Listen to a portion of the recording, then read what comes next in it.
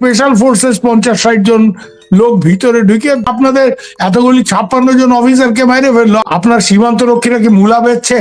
পাতি একদম কইলার ভাষায় কইতে গেলে আপনার সীমান্ত রক্ষীরা যে এত পোশাক আশাক পরে বন্দুক নিয়ে দৌড়াদৌড়ি করে, মাসেল টাসেল ফুলায়, 50 লক্ষ জিহাদি নিয়ে ইন্ডিয়ার সাথে জোঝার জন্য প্রস্তুত। এই যে অ্যান্টি ইন্ডিয়ান একটা হাওয়া তোলার যে একটা জিগির তোলার যে চেষ্টা তোমার লোকজন এখন হাসনাত সার্জিস কি করলো? ওরা তো রোজই ভাই 7 সিস্টার্স দখল টখল করে ফেলে। আমি নিজে 7 সিস্টার্স এর লোক, আমি তো দয়া প্রার্থী তাদের কাছে। ভাই আমার দেশটা দখল করে না, আমি ত্রিপুরার মানুষ। হ্যাঁ, ওগুলি ছেড়ে দাও, ওই সব মানে ছোটখাটো ব্যাপার ওগুলি নিয়ে। কিন্তু এইখানে দেখো সিস্টেম্যাটিকলি অ্যান্টি ইন্ডিয়ান একটা তো হয়েছে শেখ হাসিনার মানে এক্সট্রাডিশন, প্রত্যর্পণ। তো তার জন্য যে পেপার ওয়ার্কটা সেটা কি বাংলাদেশ করছে? একটা certified copy of the judgment পর্যন্ত অ্যাটাচ করেন, এবং ওই জাজমেন্ট নাকি আবার এখন এডিটও হয়। মানে জাজমেন্ট কি করে? আমরা মিডিয়ার লোক, আমার নিউজ পেপার কপি এডিট হইতে পারে, জাজমেন্ট একবার প্রোনাউন্স করে দিলে বড়া কোর্টে, हाँ बड़े अदालत में आपने ऐलान कर दिया और उसके बाद आप बोल रहे हैं एडिट हो गया। Come on man, what kind of a country is there running. এখানে আরেকটা ব্যাপার তুমি লক্ষ্য করবা যে শেখ হাসিনাকে ফেরানোর চাপটা কিন্তু খলিলুর রহমান সাহেব দিল্লিতে যাওয়ার পর থেকে শুরু হয়েছে। হাসনাত সার্জিসের ওই রোজ 7 সিস্টার দখল টখল, একেবারে গলার রক টক ফুলায় চিৎকার করতেছে, তো মনে হয় আসলে কথা বলতে বলতে না হার্ট অ্যাটাক হয়ে যায় পোলা। মানে অ্যান্টি ইন্ডিয়ান ব্যাপার করতে গিয়ে মানে নিজেরা কতটা অদক্ষ সেটা বলতে হবে, এদের আপত্তি নেই।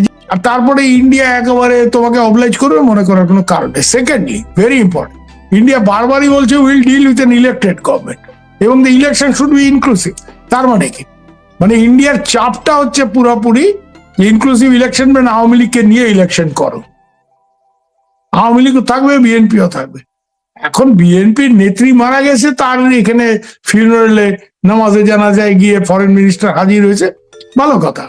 হ্যাঁ, কিন্তু এইটা মনে করার কোনো কারণ নেই যে ইন্ডিয়া সাপোর্টিং বিএনপি। বাংলাদেশে হয় কি একটা কিছু মনে করে না, মানে অনেকে পিপল, ওই ইংরেজিতে একটা কথা আছে না, you cross the bridge before you have come to it. মানে সাঁকো অব্দি পৌঁছানোর আগেই তুমি এটা পার করে আসছো, মানে অনেক কিছু আগে থেকে লোকে ধরে নেয় যে ইন্ডিয়া তো এইবার বিএনপি ব্যাক করছে। কেন? কারণটা কি? ইন্ডিয়া প্রচন্ড ভাবে, আমি একটা ব্যাপার খুব দায়িত্ব নিয়ে বলতে পারি যে Ajit Doval national security adviser, এর সাথে আমরা কাজ টাজ করি, সে প্রচন্ড রকমের চাপ আমেরিকার উপর দিতেছে। ইউনুসকে বলে তো কোনো লাভ নেই, ইউনুস করবে না, ইউনুস আওয়ামী লীগকে ইলেকশনে আসতে দেবে না। এখন বাপেরও তো বাপ আছে, ইউনুসের বাপ হচ্ছে আমেরিকা, ওয়াশিংটন। জন জিমরা এখানে বসে আছে, দোল সাহেব ওইখানে তুলসী গ্যাবার্ড ট্যাবার্ডকে মাঝে মাঝে যে ইয়ে করে যে ভাই ইনক্লুসিভ ইলেকশন, পার্টিসিপেটরি ইলেকশন করো, Awami League must be a player দেয়ার।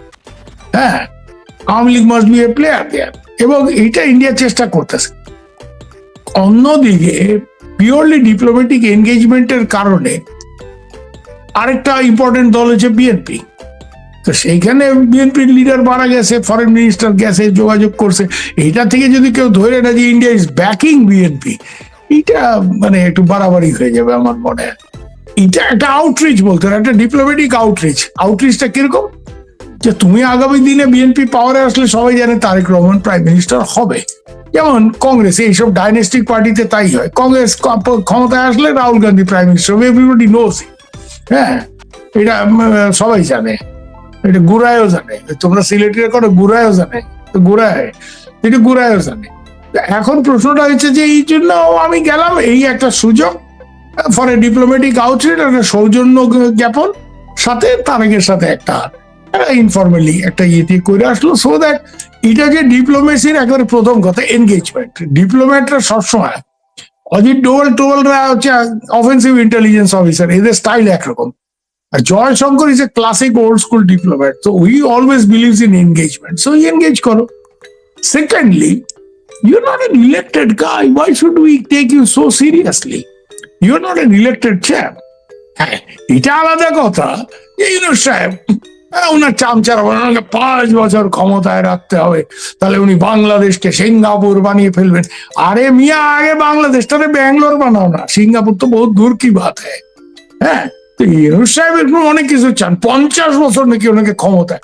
আচ্ছা, ওনার নাকি 84-85 বছর বয়স, 50 বছর 135, উনি তো গিনিস বুকে নাম তুলতে চান নাকি? হ্যাঁ, তো যাই হোক, মানে এগুলি মানে অবাস্তব কথাটা। But point is head of N interim government.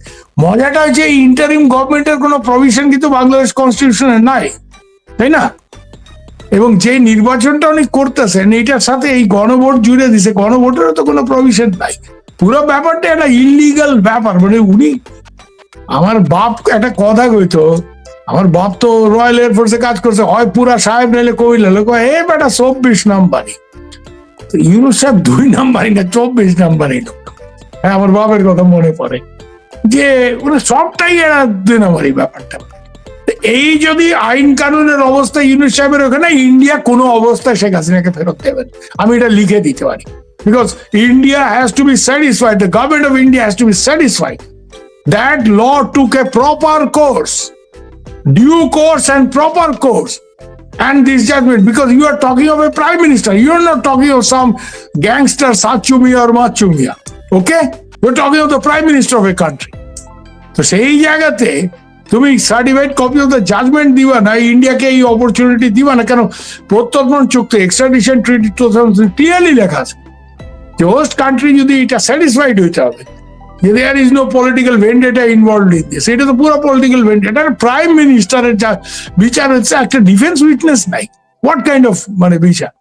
তবে এরা বোধহয় শেখ হাসিনাকে ফেরত পাওয়ার চাইতেও বেশি এটাকে নিয়ে রাজপথ গরম করা, বিশেষ করে নির্বাচনের প্রাক মুহূর্তে রাজপথ গরম করে রাজপথটাকে দখলে রাখার জন্য একটা ভারত বিরোধী একটা জিগির তুলতে হবে। ওই জন্য গিয়ে ইন্ডিয়ান মানে হাদির কিলার, হ্যাঁ, সব ইন্ডিয়াতে ঢুকে পড়ছে। এখন তারা দেখা যায় দুবাইতে বাইরেছে। মানে এদের তো লাজ লজ্জা বলে কিছু নাই। ইন্ডিয়া এখনো খুব জোরালো ভাবে আমাদের এই জয়শঙ্করের দপ্তরের যে মুখপাত্র রণধীর জয়সওয়াল প্রত্যেকটা প্রেস কনফারেন্সে বলে India wants inclusive election. What is inclusive election? Inclusive election means bring Awami league in. দেখো, একটা তো সহজ হিসাব, ইন্ডিয়াতে তো একটা বেসিক ডেমোক্রেসি আছে। আজকে কংগ্রেস ইলেকশন হারিয়ে গেছে দেখে কংগ্রেসকে ব্যান করে দেবে? তো আওয়ামী লীগকে ব্যান করা বাংলাদেশে মানে কংগ্রেসকে ইন্ডিয়াতে ব্যান করা, মানে সামিল। তো এইটা ইন্ডিয়া কোনোদিন মেনে নেবে না।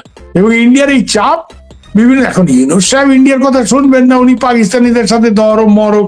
কেন পাকিস্তানের জনাব ওনাকে বলেছে, জনাব বহুত সহি কাম কিয়া, ये गद्दारों का पार्टी है, इन्होंने पाकिस्तान तोड़ के रख दिया जनाब। ওরা তো ইন্ডিয়াকে দুশ্মন বলে কিছুদিন আগে তাহের সাহেব বলছে 50 লক্ষ জেহাদি তৈরি, অমুক তমুক। তো তাইলে আবার ইন্ডিয়ার দোস্তি, ইন্ডিয়ার আমার সাথে যোগাযোগ আছে, এটা দেখানোর চেষ্টা করো। তার মানে কি? তার মানে কি বাংলাদেশে এইটা ইম্পর্টেন্ট যে দলের কোন দলের ইন্ডিয়ার সাথে সম্পর্ক আছে? Is it N important factor in Bangladesh? এতদিন তো ওরা বলছে ইন্ডিয়া কোনো ব্যাপারই না, ইন্ডিয়াকে ফুট করে উড়াই দেবো। হ্যাঁ, চীন আছে, পাকিস্তান আছে, আমাদের অমুক আছে, আমেরিকা আছে, বাপের বাপ আছে।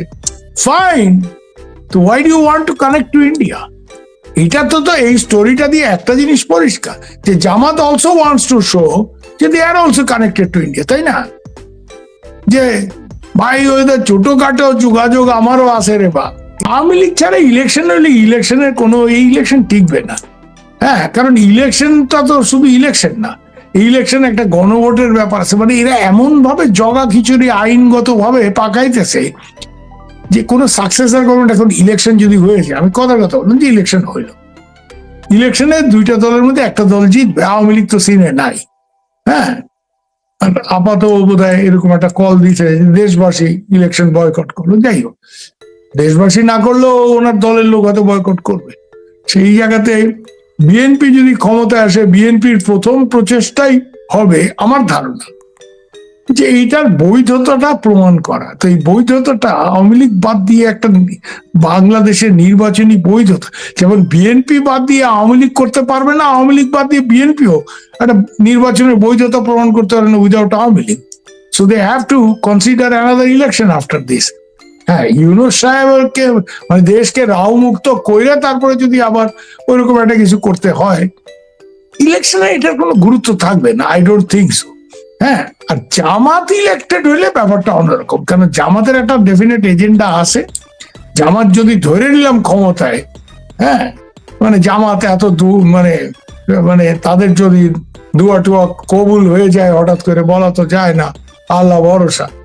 দেখো, আমি একটা কথা বলবো, আওয়ামী লীগ স্বাধীনতার পরে বাংলাদেশে দুইবার ক্ষমতাচ্যুত হয়েছে। একবার 75-এ, মানে রক্তক্ষয়ী একটা সেনা অভ্যুত্থানের মধ্যে দিয়ে বঙ্গবন্ধু এবং তার পরিবারের অধিকাংশ লোকজন প্রাণ হারাইছে। Awami League went out of power. তারপরে আওয়ামী লীগের কতদিন লাগছে ক্ষমতায় আসতে? 96-এ আপা ক্ষমতায় ফেরত আসছে, অর্থাৎ 21 বছর। তারপরে আওয়ামী লীগ 2001-এর নির্বাচনে পরাজিত হয়ে ক্ষমতাচ্যুত হয়েছে, এবং তারপরে কতদিন লাগছে আসতে? 2008-এ ডিসেম্বরে নির্বাচন হয়েছে, 9 জানুয়ারিতে আপা শপথ গ্রহণ করছে, অর্থাৎ 8 বছর সময় লাগছে। তো আজকে 21 বছরের 8 বছর, আজকে কি মনে করার কোনো কারণ আছে যে এই ধরনের একটা হিংসাত্মক প্রক্রিয়া, একটা হিংসাত্মক আন্দোলনের মধ্যে দিয়ে আওয়ামী লীগ ক্ষমতাচ্যুত হয়েছে, যে 2-1 মাসের মধ্যে কি 1-8 বছরের মধ্যে আওয়ামী লীগ ক্ষমতায় চলে আসবে? মনে করার কোনো কারণ নেই। ইটস এ লং হল ফর আওয়ামী লীগ। একটা লম্বা লড়াই আওয়ামী লীগকে লড়তে হবে। আওয়ামী লীগকে সবাই বলতো most dangerous party in the streets of south Asia. হ্যাঁ, রাজপথে আওয়ামী লীগের মতো, মানে পাকিস্তান, এরশাদ, মানে এইসব তো আওয়ামী লীগ ফেলছে, আন্দোলন করেই তো ফেলছে। বাংলাদেশে গণতন্ত্র পুনঃপ্রতিষ্ঠা, এটা একটা বড় agenda, fact. Okay, let him do it. কিন্তু এই গণতন্ত্র পুনঃপ্রতিষ্ঠা করতে গেলে he has to bring Awami League back into the political system. সেই ব্যাপারে তাকে ক্লিয়ার হতে হবে। 2 নম্বর হচ্ছে, what is his economic programme? Bangladesh was a developing economy. Sheikh Hasina তাকে একটা মানে টাইগার ইকোনমিক জায়গাতে নিয়ে গেছিল। অনেক ক্ষেত্রে অনেক ইন্ডিসেস অফ ইকোনমিক বা even human development, women related, Bangladesh had gone past India. ইন্ডিয়াকে ছাড়াই গেছে ইভেন পার ক্যাপিটা ইনকাম। সেই জায়গাটা তো গত কয়েক মাসে মহান ইকোনমিস্ট ইউনুস সাহেবের আমলে মানে নাড়াচাড়া পড়ে গেছে, ভেজাল হয়ে গেছে। এক কথায় বলতে গেলে, বাংলাদেশের কথাই বলি, ভেজালে।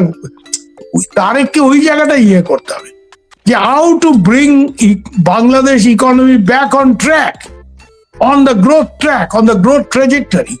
আমরা যারা সীমান্তবর্তী রাজ্যে আছি, we want a growing Bangladesh. You know why? That will impact positively on us. বাংলাদেশে একটা লোকের হাতে প্রথম যখন টাকা আসে, সে প্রথম কোথায় যায় আমাকে বলো তো? চলো মিয়া, ক্যালকাটায় যায়, পরে সিঙ্গাপুর, মালয়েশিয়া। আমার ছোট বোনরা এখানে এসে শাড়ি যখন কেনে, আমার ওয়াইফকে নিয়ে যায়, তো ওই মারোয়ারি ব্যবসায়ী, দিদি আপনি বসেন, আপা আপনি আসুন, দিদি একটা শাড়ি কিনবে, আপা 30টা শাড়ি কিনবে। So what I am trying to tell you is, বাংলাদেশের লোক ইকোনমিক্যালি ডেভেলপ করলে আমাদের সব থেকে বেশি লাভ। এটার ইম্প্যাক্ট, এটা স্পিল ওভার এফেক্ট ইন্ডিয়া, বিশেষ করে ইন্ডিয়ার বর্ডার স্টেটে। হ্যাঁ, তো এর জন্য we have a vested interest in economic development of Bangladesh. তো এই জায়গাতে দাঁড়ায় আমি যেটা বলবো সেটা হচ্ছে যে Tarique Rahman must come up with, তারেকের বিএনপি যদি মানে শক্ত একটা ভিতের উপর দাঁড় করাইতে হয়, তারেককে যদি দাঁড় করাইতে 15 বছর আউট অফ পাওয়ার, তাহলে শুধু এইসব ডায়লগ দিয়ে হবে না। I have a plan. What is your plan? We should know, Bangladesh should know. And secondly, মানে ইকোনমিক ডেভেলপমেন্টের উপর একটা বিরাট economic sustainable development, environment related development, আর ভাই ট্রিকল ডাউন ডেভেলপমেন্ট। ওই ডেভেলপমেন্ট মানে 2-4টা দরবেশ, সালম টালম, ওইসব না, বুঝতে পারছো? হ্যাঁ, ডেভেলপমেন্ট মানে ওই আমার বন্ধু শাহজাহান মিয়া, যে দাদা রিক্সা চালাইতো, কুমিল্লাতে পানির তলায় জমি চলে গেছে, ঢাকায় রিক্সা চালাই, তা আমরা 3 বন্ধু রিক্সা চালাই, 2 ব্যাটারি লুট করে লয়ে গেছে, আমার জানি কবে জানি আল্লাহ আমার কপালে। তো he have to address the concern of that man, and you also have to ensure that he has a safe future. কারণ সেফটি সিকিউরিটি থাকলে ওরও ব্যবসা বাড়বে, লোকজন ফ্রিলি ঘোরাফেরা করবে, ওই রিক্সাওয়ালারও ব্যবসা বেশি হবে। এখন লোকজন সন্ধ্যার পর বাইরে না, ও ফ্যাফ্যা করে, 6টার পরে কাস্টমার পাওয়া যায় না। তা আমি তো ওই জায়গার কথা, চিদাম্বরম এক সময় যখন ইন্ডিয়ার ফাইন্যান্স মিনিস্টার ছিলেন, আমাকে একটা কথা বলছিলেন, ইন্ডিয়াতে এই নরেন্দ্র মোদী আসার পরে নোটবন্দি হলো না, যে হঠাৎ করে 2000-এর নোট ফোট, বলছিল look we could have also done it. কিন্তু আমরা অনেক ডিটেইলে চিন্তা করি। আমরা চিন্তা করি যে if I take this decision here in Delhi, হুক্কাইবেন না, বুঝছো তো, মানে বেশি হই হই করবেন। আমি তো এই জায়গাটা তোমাকে সুনিশ্চিত করতে হবে রে ভাই। You cannot deprive this ladies যে তোমরা বোরকা পরে হিজাব পরে ঘরে বসে থাকো, বাচ্চা পয়দা করো আর বিরিয়ানি রান্না করো। সরি, নো, নারী ক্ষমতায়নের জায়গাটা চূড়ান্ত করতে হবে, এবং ওই জায়গাটাতে আওয়ামী লীগকে বলিষ্ঠ ভূমিকা নিতে হবে, অন্য সব রাজনৈতিক দলকে নিতে হবে, যাতে হুজুররা চাপে পড়ে। We want a modern Bangladesh, we want বাঙালির দেশ ভাই, বাঙালির দেশ, এটা বেগম রোকেয়ার দেশ, ডোন্ট ফরগেট ইট।